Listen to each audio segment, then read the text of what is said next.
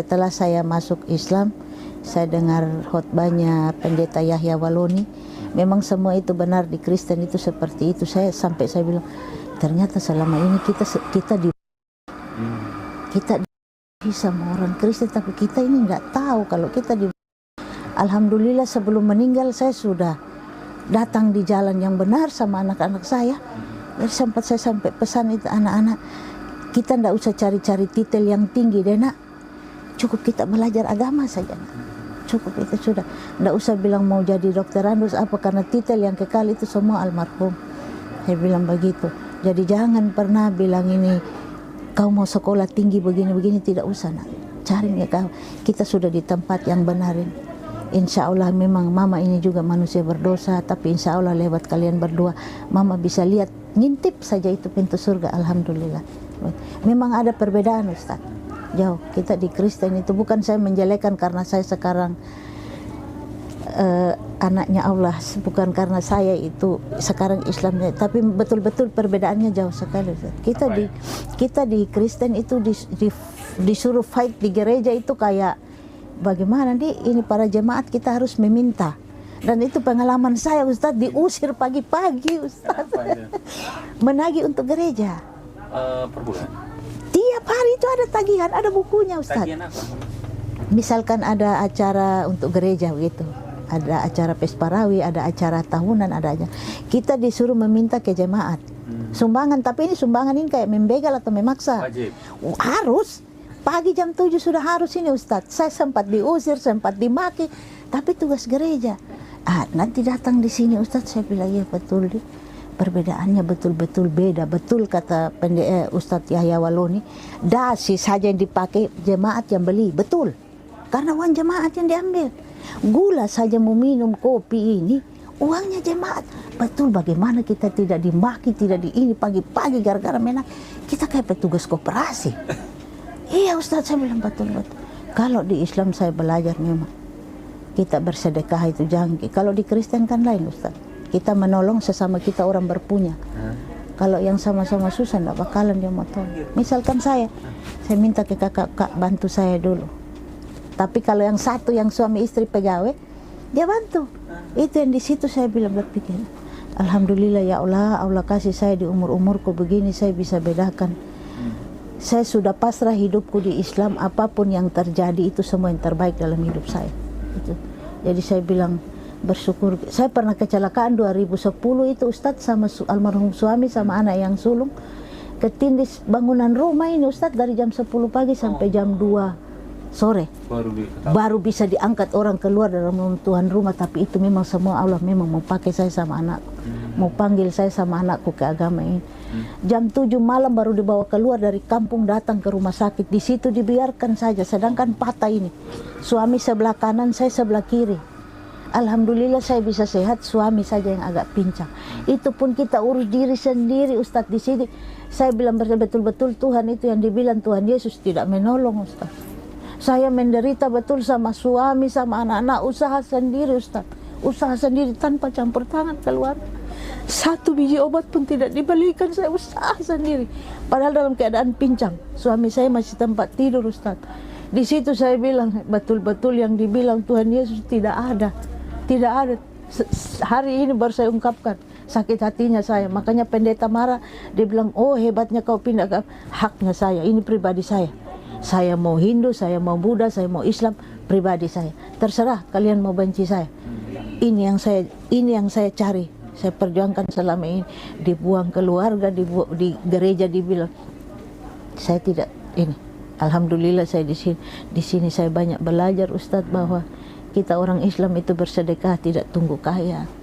Saya bersyukur Ustadz walaupun pekerjaan cuma serabutan, alhamdulillah saya bisa bantu orang.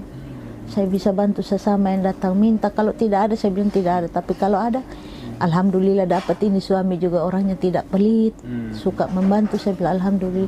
Ya Allah, saya tidak minta apa-apa, saya cuma minta sehat badan, bisa bantu sesama. Saya tetap di sini. Memang kadang-kadang saya kadang-kadang saya galau, Ustaz, kan kenapa keadaanku begini. Tapi setelah berpikir, jangan kita membedakan yang sekarang dengan ini. Kan ada ayatnya, Allah itu lebih baik yang terbelakang daripada yang kemudian. Kan saya berpikir, ya mungkin saya dikasih nanti terbelakang, tapi insya Allah pemberian Allah itu bisa saya manfaatkan untuk orang lain, bantu orang lain. Alhamdulillah Ustadz, saya bisa bedakan di agama yang dulu sama agama. Bukan saya menjelekkan, tapi kalau ditanya semua mu'alaf pasti ada alasannya. Dan saya tahu ini, sholat 5 waktu, puasa 30 hari. Saya itu ada sholat duha, ada sholat tahajud, ada sholat qobli subuh. Itu yang saya jalani, puasa Senin Kamis, Ustadz. Yang lain-lain saya takut terjebak. Karena waktu di Kristen saya pun hampir dibakar dalam rumah karena terjebak ajaran sesat. Untung saya lolos, Ustadz. Kalau enggak sama teman-teman yang 5 orang hangus terbakar di dalam. Wih, saya bilang betul-betul perjalananku ini. Tapi alhamdulillah, Allah memang betul-betul. Waktu kecelakaan itu Ustadz, kalau bilang meninggal, meninggal. Tapi alhamdulillah tubuh sama anak saya itu termasuk kuat. Karena dalam runtuhan rumah beberapa jam. Dipikir meninggal sama warga, diangkat masih ada suara. Alhamdulillah, itu 2 bulan menderita sakit, Ustadz. Saya tidak menjelekkan agama yang kemarin, tapi saya bisa bedakan di mana yang terbaik itu, Ustaz. Dulu kan majelis gereja penetua tentu dapat fasilitas dari gereja ta.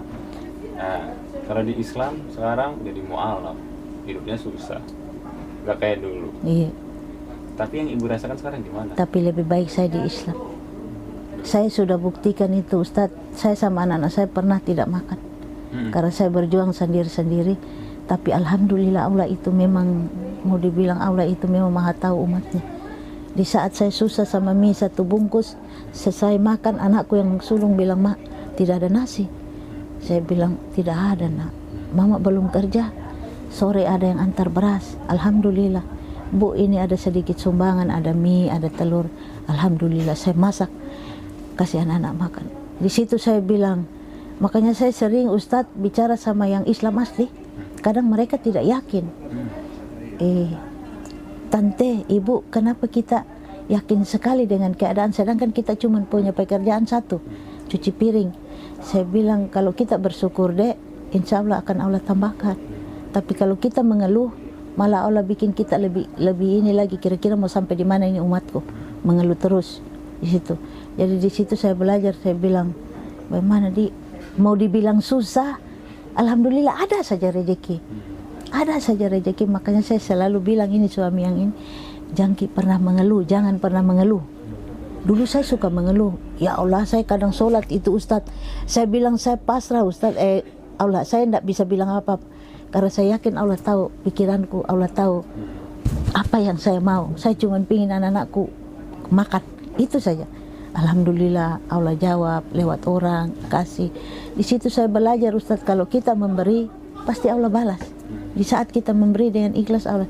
Satu juga, kalau orang minta tolong, Ustadz, kalau kita tulus mengerjakan itu, insya Allah pasti itu ketulusan kembali di saya. Saya kemarin mau menikah ini, Ustadz, 0, tidak ada apa-apa, cuma calon suami ini berjuang mati-matian, tapi alhamdulillah rezeki itu ada saja, ada saja. Saya pikir statusku seperti ini, kalau kita cuman pergi berdua begitu-begitu kan pasti jatuhnya fitnah. Iya Ustadz, toh kalau memang serius mau menjalani hidup ini dari 0, kita mulai dari awal, saya siap. Alhamdulillah dia bilang ya, kita bismillah. Alhamdulillah Ustadz, nikah sederhana dengan begitu banyak ada uluran tangan secara materi, secara doa. Alhamdulillah sampai selesai Ustadz.